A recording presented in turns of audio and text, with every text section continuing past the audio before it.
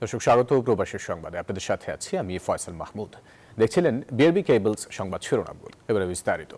যুক্তরাষ্ট্রের নিউ ইয়র্কে মেয়র নির্বাচনের দিন যতই ঘনিয়ে আসছে ততই উত্তপ্ত হয়ে উঠছে ভোটের মাঠ।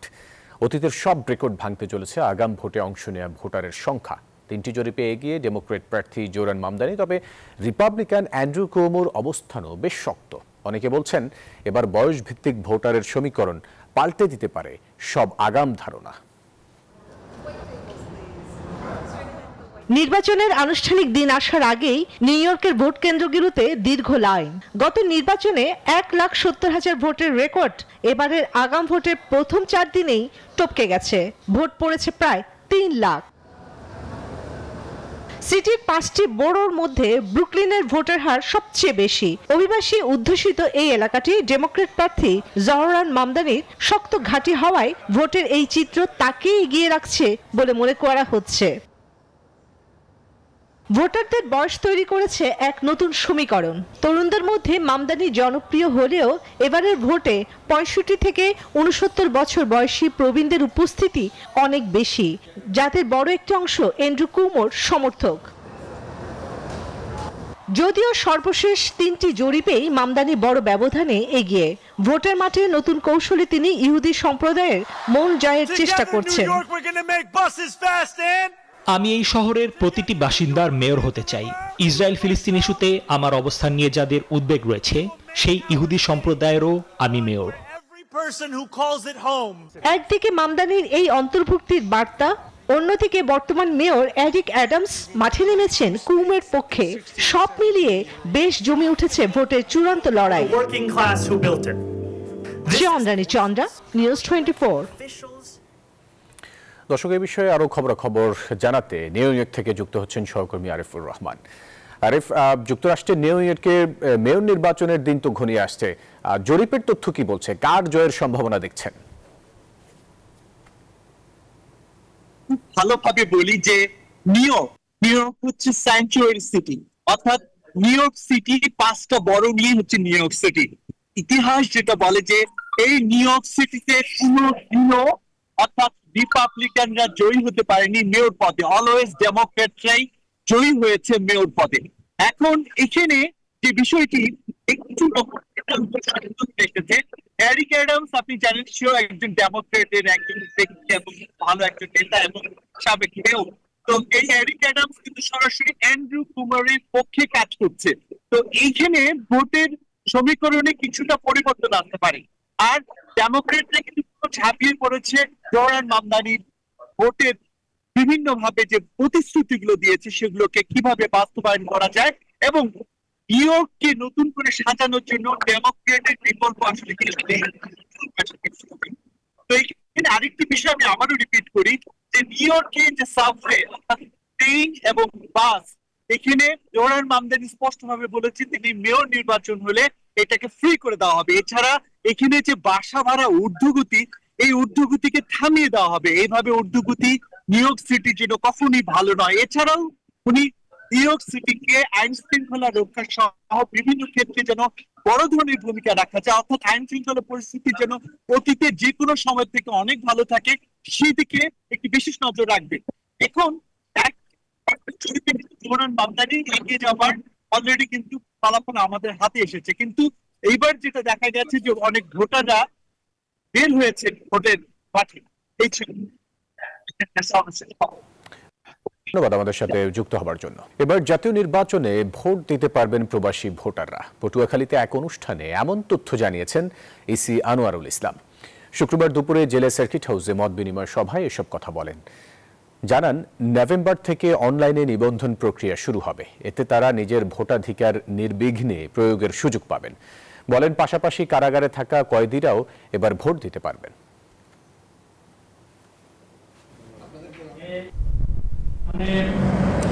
ফেব্রুয়ারি মাসে আমাদের ত্রয়োদশ জাতীয় সংসদ নির্বাচন অনুষ্ঠিত হবে। আপনাদের মিডিয়ার মাধ্যমে আপনারা জানতে পেরেছেন এবং সেই অনুযায়ী আমাদের নির্বাচনের যে তফসিল সেটি ডিসেম্বরের প্রথম ভাগে ইনশাআল্লাহ আমরা ঘোষণা করব। উমরা ভিসার মেয়াদ ৩ মাস থেকে কমিয়ে ১ মাস করেছে সৌদি সরকার। নতুন এই নীতি আগামী সপ্তাহ থেকে কার্যকর হবে। সৌদির হজ ও উমরা মন্ত্রণালয়ের তথ্যানুযায়ী আবেদনকারী ভিসা পাওয়ার দিন থেকেই তার মেয়াদ গণনা শুরু হবে। তবে হজ যাত্রীদের ক্ষেত্রে বহাল থাকবে আগের নিয়মই। জেদ্দা থেকে মোহাম্মদ ফিরোজের পাঠানো তথ্য ছবিতে ডেস্ক রিপোর্ট। সৌদি আরবে ওমরা ভিসা সংক্রান্ত বিধিমালায় আনা হয়েছে নতুন সংশোধন। শুক্রবার সৌদির হজ ও ওমরা মন্ত্রণালয় জানিয়েছে, সংশোধিত নিয়ম অনুযায়ী সৌদি আরবে প্রবেশের জন্য নিবন্ধন না করলে ভিসা ইস্যুর তারিখ থেকে ৩০ দিন পর তা স্বয়ংক্রিয়ভাবে বাতিল হয়ে যাবে। জুন মাস থেকে শুরু হওয়া ওমরা মৌসুমে বিদেশি তীর্থযাত্রীদের জন্য জারি করা ওমরা ভিসার সংখ্যা ৪ মিলিয়ন ছাড়িয়েছে। দেশটির হজ ও ওমরা মন্ত্রণালয় জানিয়েছে, গ্রীষ্মকাল শেষে মক্কা ও মদিনার তাপমাত্রা কমার সঙ্গে সঙ্গে ওমরা যাত্রীর সংখ্যা আরও বাড়বে বলে আশা করা হচ্ছে। ন্যাশনাল কমিটি ফর ওমরা অ্যান্ড ভিজিটের উপদেষ্টা আহমেদ বাজাইফার বলেন, যাত্রীদের ক্রমবর্ধমান আগমন সামলাতে মন্ত্রণালয় আগাম প্রস্তুতি নিচ্ছে।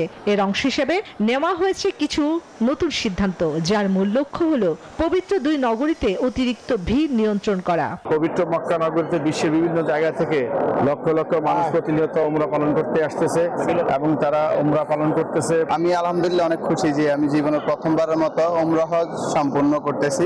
সূত্র জানিয়েছে, নতুন বিধিমালা আগামী সপ্তাহ থেকেই কার্যকর হবে। নতুন এই সিদ্ধান্তের ফলে ভ্রমণ পরিকল্পনা ও ওমরা ব্যবস্থাপনায় কিছু পরিবর্তন আসবে বলে জানিয়েছেন সংশ্লিষ্টরা। Desk report, news 24। দর্শক, এই বিষয়ে বিস্তারিত জানাতে সৌদি আরব থেকে আমাদের সাথে যুক্ত হচ্ছেন সহকর্মী ফিরোজ। ফিরোজ, উমরা ভিসার মেয়াদ তো ৩ মাস থেকে কমিয়ে ১ মাস করলো সৌদি সরকার। এটি কেন করা হয়েছে আর এই বিষয়টি কিভাবে দেখছে প্রবাসী বাংলাদেশিরা? ধন্যবাদ ফয়সাল আপনাকে। আপনারা জানেন সৌদি আরবে একটা ধর্ম প্রতিষ্ঠান রয়েছে আল্লাহর ঘর এবং বছরের রোজা। প্রতি বছর এখানে উমরা করতে হাজার হাজার মুসলমান এই দেশে আসেন। আপনারা জানেন এই দেশে এইবার রেকর্ড পরিমাণ ৪ মিলিয়ন হজযাত্রী এসেছেন এবং অনেক আপনার ভিড় ছিল, যার কারণে সৌদি সরকার এই সপ্তাহে সিদ্ধান্ত নিয়েছে যে আগামীবারের মধ্যে ৩ মাসের ভিসা কমিয়ে ১ মাসে নিয়ে আসার। অর্থাৎ ভিসা কমিয়ে এটার হচ্ছে কি, যখন ভিসা এমবাসি থেকে যখন রিনিউ হবে বা অনলাইনে প্ল্যাটফর্মে যখন এটার ইস্যু হবে, সেই ইস্যু তারিখ থেকে ১ মাস, এই ১ মাসের মধ্যে আপনাকে সৌদি আরবের ভিতর আসতে হবে। এছাড়াও আপনি সৌদি আরবে এসে ৩ মাস আগের মতোই সেই নিয়মগুলো পালন করতে পারবেন। এখানে এই ১ মাসের ভিতর আমরা প্রবাসীদের সাথে কথা বলেছি এবং বিভিন্ন হজ এজেন্সির সাথে কথা বলেছি। তারা বলছে সৌদি আরবের এই নিয়মটা অনেক সুন্দর, কারণ যারা হাজি আসবে তারা যেন ভিসা পাওয়ার সাথে সাথে সৌদি আরবে চলে আসতে পারে। কিন্তু এখানে কিছু কথাও রয়ে যাচ্ছে, যারা হজ এজেন্সিগুলো আমাদেরকে জানাচ্ছেন যে তারা যেই ভিসাগুলো ১ মাসের মধ্যে পাবে, কিন্তু এখানে জটিলতা থেকে যাবে। জটিলতা বলতে কি, তারা আমাদেরকে জানাচ্ছেন যে টিকিটের যে সমস্যাটা, ১ মাসের মধ্যে টিকিট পাওয়াটা খুব কঠিন হয়ে যাবে এবং টিকিটটা কালোবাজারের মধ্যে চলে যেতে পারে, তাদের ধারণা রয়েছে। এই ১ মাসের মধ্যে হাজিরা যদি আসতে না পারে তাদের ভিসাটাও বাতিল হবে বলে সৌদি গভর্নমেন্ট থেকে জানিয়েছেন। এখানে আরো কিছু কথা থাকতেছে যে বাংলাদেশ সরকারকে এই বিষয়গুলা, যেহেতু আমাদের দেশের বেশিরভাগ হাজিরা উমরা করতে আসেন, সেই উমরা যাত্রীদেরকে যেন স্বচ্ছভাবে তারা যেন উমরা করতে আসতে পারে এবং কম দামে টিকিট যেন ক্রয় করতে পারে, এই বিষয়গুলোর উপর জোর দিতে বলেছেন প্রবাসীরা। এজেন্সিগুলোর সাথে আমাদেরকে আরেকটু জানাচ্ছেন যেন টিকিট কালোবাজার যেন না হয়, টিকিটগুলো যেন প্রাইসগুলো যেন কম থাকে, তাহলেই হাজিরা নির্বিঘ্নে এসে সৌদি আরবে উমরা করতে পারবেন বলে তাদের ধারণা করা হচ্ছে। তো এই ছিল আমার কাছে সৌদি আরব থেকে সর্বশেষ তথ্য। ফিরোজ, আপনাকে ধন্যবাদ আমাদের সাথে যুক্ত হবার জন্য। অবৈধ ও অনিয়মিত এবং স্বেচ্ছায় দেশে ফিরতে আগ্রহী আরও ৩১০ জন বাংলাদেশিকে ফেরত পাঠালো লিবিয়ার সরকার। শুক্রবার সকাল ৮টায় তাদের বহনকারী বিমান হজরত শাহজালাল আন্তর্জাতিক বিমানবন্দরে অবতরণ করে। এর মধ্যে কয়েকজন অসুস্থ ও অপহরণের শিকার বলে জানা গেছে। এ নিয়ে একই প্রক্রিয়ায় চলতি মাসের ৩টি ফ্লাইটে ৯২৮ বাংলাদেশি দেশে ফিরেছেন। এদের বেশিরভাগই অবৈধভাবে সেখানে বসবাস করতেন। দূতাবাস জানায়, চার্টার ফ্লাইটে ২ জন নারী সহ দেশটির মিসরাতা শহরের ২১১ জন ও ত্রিপলির ৯৯ জন অভিবাসী দেশে ফিরেন। বর্তমানে ত্রিপলি ও বেনগাজিতে আরও কিছু বাংলাদেশি আটক রয়েছেন। তাদেরও দ্রুত দেশে পাঠাতে কাজ করছে দূতাবাস।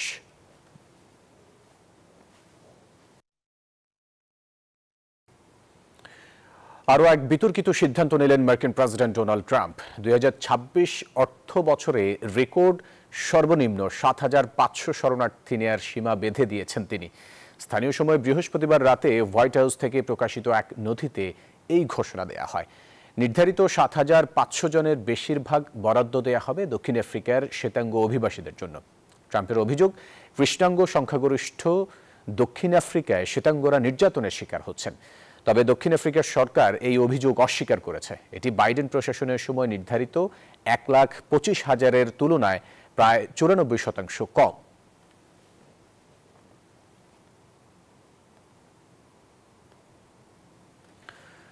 সৌদি আরবের রিয়াদে বিএনপির নির্বাচনী প্রচারণা ও মত বিনিময় সভা অনুষ্ঠিত হয়েছে। এই অনুষ্ঠানের আয়োজন করে ঢাকা 1 আসনের দোহার নবাবগঞ্জ প্রবাসীরা।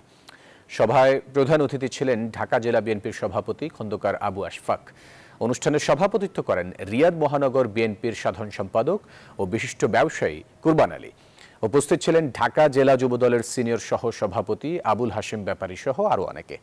অনুষ্ঠানে দোহা ও নবাবগঞ্জের বিপুল সংখ্যক প্রবাসী বাংলাদেশি অংশ নেন, যা পরিণত হয় প্রবাসী ঐক্যের এক প্রাণবন্ত সমাবেশে।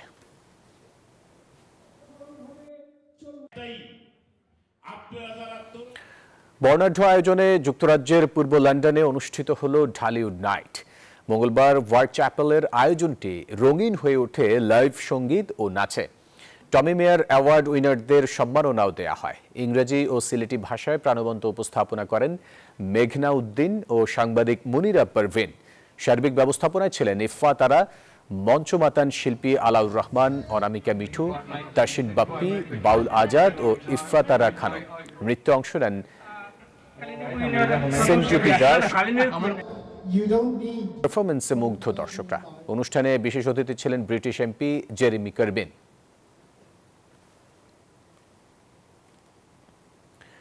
আগামী 8 ও 9 নভেম্বর কানাডার টরন্টোতে নাট্যসংঘের আয়োজনে এসটি প্যাট্রিক ক্যাথলিক সেকেন্ডারি স্কুলে চতুর্থ নাট্যোৎসব অনুষ্ঠিত হতে যাচ্ছে। 2 দিন ব্যাপী এই নাট্যোৎসবে বিকেল 3টা থেকে রাত 11:30 পর্যন্ত 6টি পূর্ণাঙ্গ মঞ্চনাটক ও একটি নৃত্যনাট্য সহ মোট 9টি মঞ্চায়ন হবে।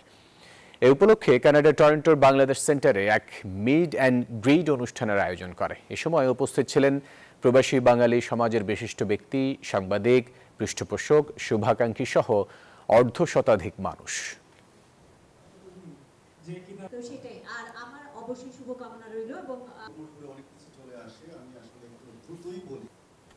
দেশের বর্তমান সংকট তৈরি করেছে অন্তর্বর্তী সরকার, রাজনৈতিক দল নয়, বিভ্রান্তি তৈরি করেছে ঐকমত্য কমিশন। এসব মন্তব্য করেছেন বিএনপি মহাসচিব মির্জা ফখরুল ইসলাম আলমগীর। শুক্রবার জাতীয় সমাজতান্ত্রিক দলের আলোচনা সভায় এসব কথা বলেন তিনি। আয়োজনে যোগ দেন আরও বেশ কটি দলের শীর্ষ নেতারা। জাতীয় সমাজতান্ত্রিক দল জেএসডির 53তম প্রতিষ্ঠা বার্ষিকী উপলক্ষে আলোচনা সভা যোগ দেন রাজনৈতিক দলগুলোর নেতারা। গণতন্ত্র মঞ্চের নেতারা বলেন, ফেব্রুয়ারি নির্বাচন ঝুঁকিতে পড়লে অন্তর্বর্তী সরকারও পড়বে। অনেকে 10টার জায়গায় 15টা সিট বার্গেনিং করার জন্য এটাকে একটা টুল হিসেবে সামনে নিয়ে এসে নির্বাচন নিয়ে একটা অনিশ্চয়তা তৈরি করতে চাচ্ছে, শুধুমাত্র তাদের ব্যক্তিগত স্বার্থে। আগামী 2-1 দিনের মধ্যে আপনারা ফেব্রুয়ারি মাসের নির্বাচন, একই দিনে গণভোটের যে আয়োজন, সে ব্যাপারে আপনারা সিদ্ধান্ত জানাবেন। আচ্ছা, যে সরকার দেশে ভালো নির্বাচন দেবে, জনগণের কাছে গ্রহণযোগ্য নির্বাচন দেবে, সেই সরকার যদি প্রতারক হয় তাহলে আমাদের করার কি আছে? অনুষ্ঠানে প্রধান অতিথি ছিলেন বিএনপি মহাসচিব মির্জা ফখরুল ইসলাম আলমগীর। বলেন, দেশের বর্তমান সংকট তৈরি করেছে অন্তর্বর্তী সরকার, জাতীয় নির্বাচনের আগে গণভোটের সুযোগ নেই। সেই নির্বাচনকে আজকে আপনার বাঞ্চাল করার জন্য, সেই নির্বাচনকে বিলম্বিত করবার জন্য একটা মহল উঠে পড়ে গেছে, বিভিন্নভাবে বিভিন্ন কথাবার্তা বলে জনগণকে বিভ্রান্ত করার চেষ্টা করছে। কিন্তু আমরা খুব পরিষ্কার করে বলতে চাই, গণভোট নির্বাচনের আগে করার কোনো সুযোগ এখন আর নাই। নির্বাচনের দিনই গণভোট হবে, সে কথা আমরা পরিষ্কার করে বলেছি। সেখানে 2টো ব্যালট থাকবে, একটি ভোট গণভোটের জন্য, আরেকটি জাতীয় সংসদ নির্বাচনের জন্য। মির্জা ফখরুল বলেন, অন্তর্বর্তী সরকারের ওপর জনগণের আস্থা সৃষ্টি হয়েছিল, তবে বিশ্বাসঘাতকতা করেছে সরকার। আজকে যে সংকট তৈরি হয়েছে, এই সংকট সত্যিকার অর্থে তৈরি করেছে বর্তমান অন্তর্বর্তীকালীন সরকার। আমরা কোনো বিক্রয় করিনি, আমরা কোনো বিভ্রান্ত করিনি। বিভ্রান্ত বিশ্বাস যে আছে, এই ঐক্যমত্য কমিশনে যারা দায়িত্বে আছেন তাদের কাছ থেকে এসেছে। জনগণের ভোটে ক্ষমতায় এলে আন্দোলনের সহযোদ্ধাদের নিয়ে জাতীয় সরকার গঠন করবে বিএনপি, বলেন মির্জা ফখরুল। ফজলে রাব্বি সৌরভ, নিউজ 24, ঢাকা। আওয়ামী লীগের সাথে এনসিপির সমঝোতার প্রশ্ন অবান্তর, আর বিএনপি জামায়াতের সাথে দূরত্বের বিষয়টিও ঠিক নয় বলে মন্তব্য করেছে এনসিপির দক্ষিণাঞ্চলের মুখ্য সংগঠক হাসনাত আব্দুল্লাহ। শুক্রবার সকালে পিরোজপুর উপজেলা পরিষদ মিলনায়তনে এনসিপির জেলা সমন্বয় সভায় এসব কথা বলেন তিনি। বলেন, আওয়ামী লীগকে বাদ দিয়ে বাংলাদেশ এগিয়ে যাচ্ছে, সংস্কারের পক্ষে যারা থাকবে তাদের সাথে হৃদ্যতা হবে, আর সংস্কারের বিপক্ষে যারা তাদের সাথে দূরত্ব। এ সময় বরিশাল বিভাগের সাংগঠনিক সম্পাদক মুজাহিদুল ইসলাম শাহিন, পিরোজপুর জেলার প্রধান সমন্বয়ক মশিউর রহমান সহ আরও নেতাকর্মী উপস্থিত ছিলেন। কোন নীতিমালার মধ্যে দিয়ে শাপলা অন্তর্ভুক্ত করা হয় নাই তারা কিন্তু স্পষ্ট করে নাই, আবার কোন নীতিমালার মধ্য দিয়ে বেগুনকে অন্তর্ভুক্ত করা হয়েছে তারা সেটাও স্পষ্ট করে নাই। আবার গতকাল দেখলাম যে আবার তারা শাপলা কলিকে অন্তর্ভুক্ত করছে, এটা আসলে কোন নীতিমালার ভিত্তিতে করছে সেটা স্পষ্ট না আমাদের কাছে। সেজন্য আমরা বারবার আসলে যেটির ফোকাস করছি সেটি হচ্ছে নির্বাচন কমিশন এভাবে আসলে হুইমজেকিলি চলতে পারে না, তার একটা নীতিমালা থাকতে হবে। জেডএসআরএম নির্বাচনের পথে।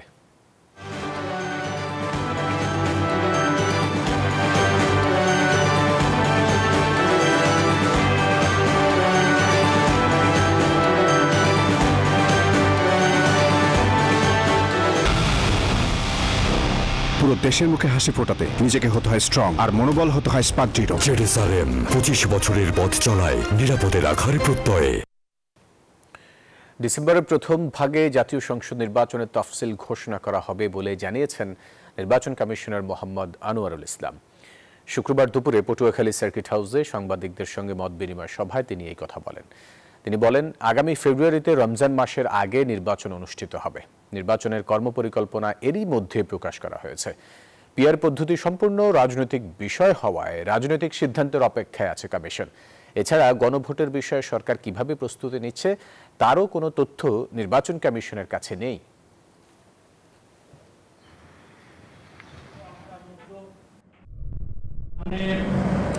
ফেব্রুয়ারি মাসে আমাদের ত্রয়োদশ জাতীয় সংসদ নির্বাচন অনুষ্ঠিত হবে। আপনাদের মিডিয়ার মাধ্যমে আপনারা জানতে পেরেছেন এবং সেই অনুযায়ী আমাদের নির্বাচনের যে তফসিল সেটি ডিসেম্বরের প্রথম ভাগে ইনশাআল্লাহ আমরা ঘোষণা করব। প্রধান উপদেষ্টা গণভোটের বিষয়ে যে সিদ্ধান্তই দেন না কেন, জাতীয় নির্বাচন 15 ফেব্রুয়ারির আগেই অনুষ্ঠিত হবে বলে জানিয়েছেন প্রেস সচিব শফিকুল আলম। শুক্রবার সকালে নোয়াখালীতে এক অনুষ্ঠানে তিনি এই মন্তব্য করেন। ওনারা এটার ব্যাপারে ডিসিশন নেবেন, বাট যে কোনো ডিসিশনই হোক না কেন ইলেকশন 15 ফেব্রুয়ারির আগে ফেব্রুয়ারি প্রথমার্ধে হবে, এটা কোনো শক্তি না এই ইলেকশনকে পিছানো। এইখানে আমরা প্রতিজ্ঞাবদ্ধ এবং ইলেকশন ঠিক সঠিক সময় হয়ে যাবে। দর্শক, এই ছিল সংবাদে, এতক্ষণ সাথে থাকায় ধন্যবাদ সবাইকে।